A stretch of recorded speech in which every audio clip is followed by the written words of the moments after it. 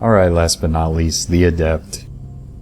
Pretty funny, when Mass Effect 2 came out, Adept was widely panned as overly weak and completely ruined. But now, Adept's probably one of my favorite classes in the trilogy. The Mass Effect 2 Adept, anyway. It's really fun to play and requires a little bit of thinking. In any case, Adept powers, you've got Warp. You know how that works. 2x multiplier to armor and barriers.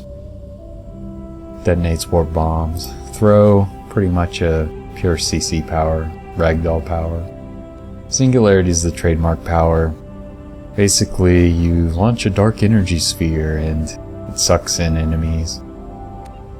You'll notice it has two durations listed. The singularity duration, which is just the total time it'll sit around with no targets in it, and then the hold duration, which is more like the duration when it's holding enemies and getting weakened by holding enemies. You can think of it as enemies being held costs energy or something. That reduces the effective duration. You also note that the impact radius 1.25 meters isn't that great at rank 1. Next, you have Pull, which you know how that works. It will levitate an enemy, or pull them, on a fairly rapid cooldown, 3 seconds. Rank 1, single target CC. Rank 4, potentially multi-target CC. Then Shockwave, one of the more difficult powers in the game to use effectively. Passive is Biotic Mastery. Pretty much a power recharge passive. And then I'm showing Stasis as the bonus power. I take Slam first and then transition to Stasis.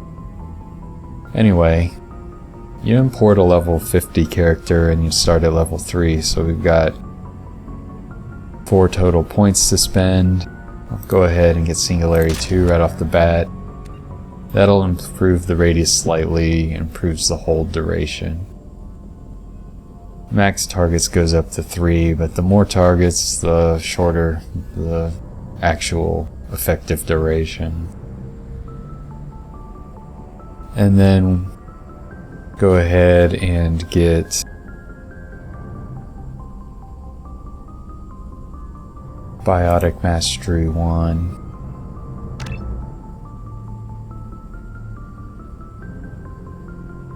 It'll actually leave 1 spare point, but that's no big deal. Don't obsess about that. Alright, level 5 for Professor, 11 total points. Go ahead and get Warp 2 next, and then you can unlock Throw.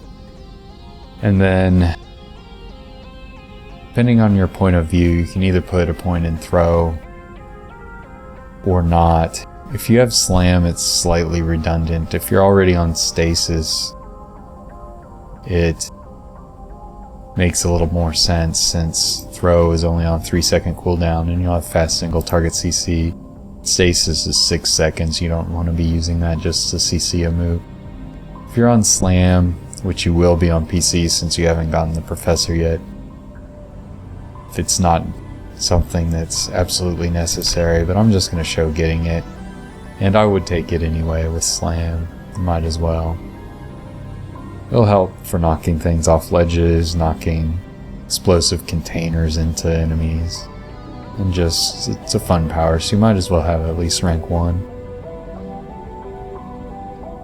Then level 7 at Archangel, you have 15 total points. What we want to do next is go ahead and get rank 3 of Singularity and see we're up to 1.75 meter radius. And you can go ahead and get rank 1 of Pull. Now, Singularity and Pull are not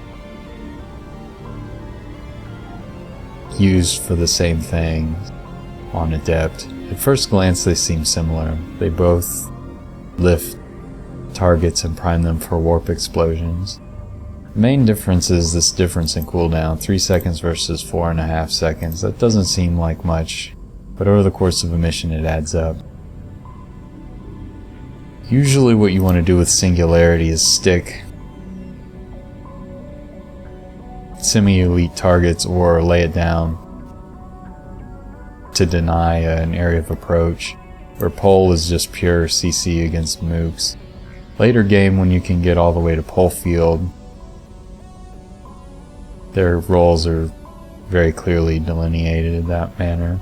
Early game, it's a little bit different since Singularity is the only one of the two that's going to provide area CC, so you can use it early in game on mooks, but by late game, you're going to be using Singularity predominantly against elites while you use Pull field on mooks. But we'll get to that a little bit later. For right now, your level 7 build at Archangel will look like this. You may or may not have stasis. I would switch to stasis though by now, since you have rank 1 Pull to replace Slam and prime for warp bombs. It's up to you though, you don't necessarily need stasis so much in Archangel. It would help a little bit against the Krogan though.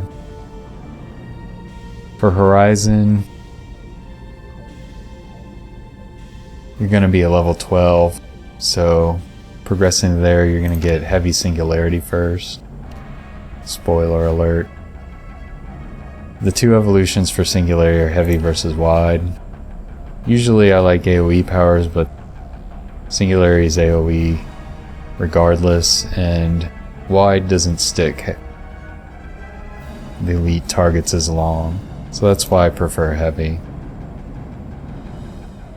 You'll notice that the listed hold duration is longer. The max targets is higher, which is essentially why it's better for sticking targets. And really the radius is counterproductive in wide Singularity, since it'll just grab too many enemies and then fade too fast. Go ahead and get heavy, and you should also have enough points by Horizon to get rank 3 of Warp, which if you keep up with biotic damage upgrades can strip all basic armor and barrier protections in the game. And then you can go ahead and get a couple ranks of biotic mastery for faster cooldown. So you can look like this at Horizon, which is fairly decent build overall. Heavy Singularity works decently for sticking Harbinger. It's not quite as good as like Flashbang, which will make him docile for 50 seconds, but it's the best vanilla game power against Harbinger. Pull you can use to just set up warp bombs if you take Miranda with you, or if you took a Pull bot you can use warp or throw. Warp if they're grouped, throw if it's a single target. Rank 1 throw probably won't kill them outright, but... And then definitely by Horizon, transition to stasis so that you can get bonus damage against the Scion. Anyway, the next step is where it gets somewhat controversial. What I would do after Horizon is switch my focus to Pull. The idea being that I can get all the way up to Pull field, and then I'll have full differentiation between Singularity and Pull, and I can manage my cooldowns most effectively. That way, basically, what I'll do is have, like Miranda or Garrus, shield strip a group of mercs, then you can Pull field them, and then a friendly warp squadmate can blow them up.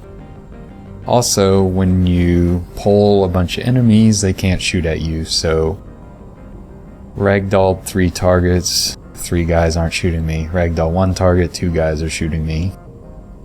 That's why I like Pull field. Otherwise, you would be getting like heavy warp, which isn't absolutely necessary if you keep up with upgrades. Or you could get heavy throw, which is fun, but it's a single target power. Throw field doesn't kill mooks as effectively. Your bonus power, you're probably running with 1 Point Wonder anyway. And you don't necessarily need to max passive right away either, so it's up to you. It also depends somewhat on your mission order post-Horizon. If you do little silly missions that don't give a lot of XP, you're going to hit Cruiser faster. On this character, I didn't hit Cruiser until level 18, so I had a little more options. Assuming you don't hit it until level 17, you should be able to max Pull.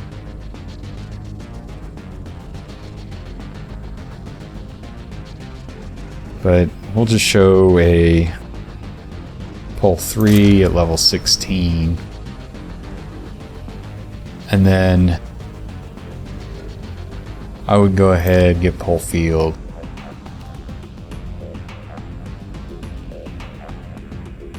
You don't really need heavy pull. You want the area evolution.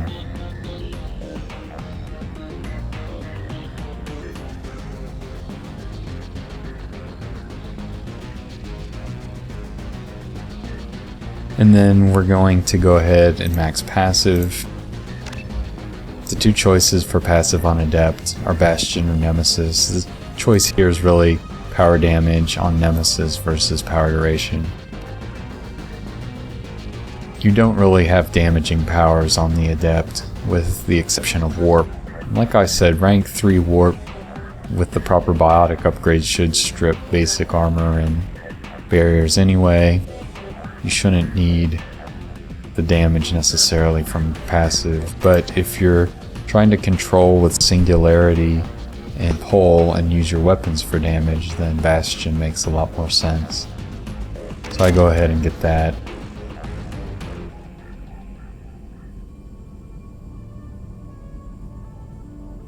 And then when you hit level 20, you'll have 2 more points. You can go ahead and put them in throw. If you're hitting Cruiser real late at 20, this is a pretty decent build. Otherwise, you don't necessarily need Pull Field at Cruiser. It somewhat depends on if you have Samara or not. If you don't have Samara, then you're not going to be able to utilize Pull Field since you can't group barrier strip. So if you do delay it and have Samara's loyalty mission complete with Area Reave, then it's a huge advantage. But anyway, after this, all you really need to do is max Warp and Throw, depending on your preference. You can pick which one to max first.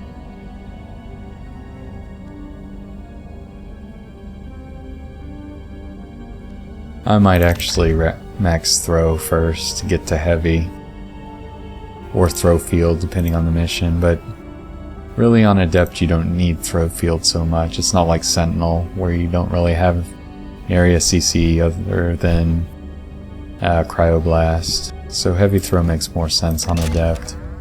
And then for your Warp evolution you want Heavy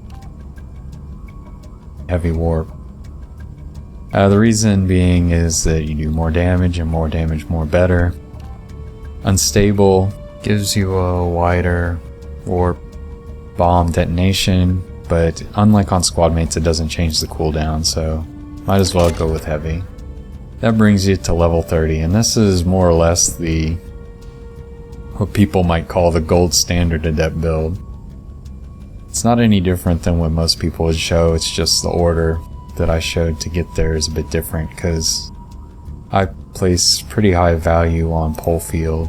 Some people would tell you that rank 1 pull is good enough, but I like pulling multiple mooks. Shockwave is Shockwave, and it's really a little more valuable for, well, really it's more valuable in a Shockwave build. You have to like Shockwave to want to use it. Its main problem is that it's nested under Pull Field, and it's hard to invest in it without compromising the build in other places. You could skip throw and get Shockwave for fun though. But really, throw and Shockwave are two powers that I don't tend to use a lot. And really on my shotgun Adept, I pretty much just used Singularity and Pull for the most part by late game, with stasis on large targets, plus shotgun to the face. So this is a pretty typical build. Works with any of the weapon trainings, especially shotgun. On Adept, pick what you like. I like shotgun the best. ARs are pretty solid. Snipers don't make a huge amount of sense, but they're okay. And then, briefly, other bonus powers. Oh, advanced training. You know the drill. Defense powers aren't so great, so don't bother thinking about them. Adept has a lot of powers, so ammo powers might make some sense, especially if you're limited on your key bindings. AP ammo is good, Shredder ammo is still terrible, and Warp ammo kind of fits with the class. Technically not a biotic power, but it feels like it should be a biotic power. If you want a tech power, Neural Shock's sort of like Slam, 1-point wonder, but it doesn't set up warp bombs, which is why I don't recommend it over Slam. Your grenade powers, or the grenade powers, I don't really like either of them on Adept. You have plenty of CC already, and you have decent armor damage with Warp. Stasis we showed and talked about. Dominate's sort of amusing, just to control enemies. Energy Drain might make some sense against synthetic heavy missions, but I don't find it necessary. And then Reave, of course, is a good power. What it'll do though is change you from more of a critical thinker Adept player into just a Reave spammer though. So depending on how you want to play it, might be fun. So that's that. Obviously Slam is what I mentioned is the first take. So that's about that. If you thinking about armor on Adept, it would be nice if there were a bunch of power recharge armor gears, but there aren't. So you can take what you want. On this shotgun Adept, I think I had... Did I have the melee boost pads? Maybe we can tell. Yeah. Then I had health chests, it looks like. Doesn't really matter. You can try to go with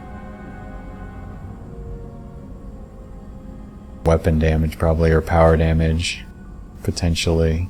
Power damage is only going to be useful though for a Warp and mostly Shockwave, or potentially a bonus power.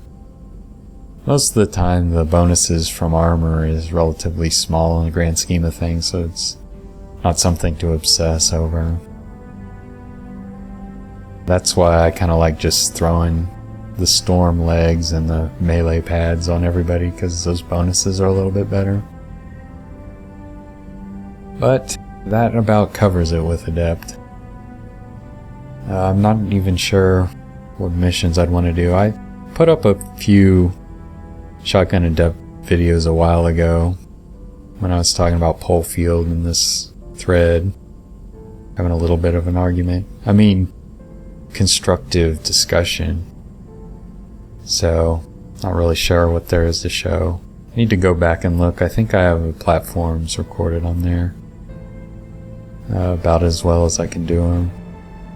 But yeah, Adept is almost, no, not almost, it is probably the best class for clearing the platforms in the collector base.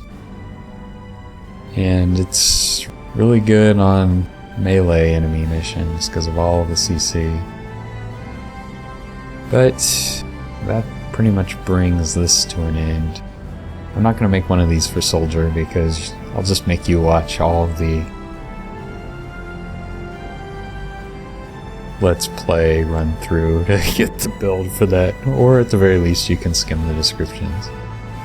But I will say that that is all for now.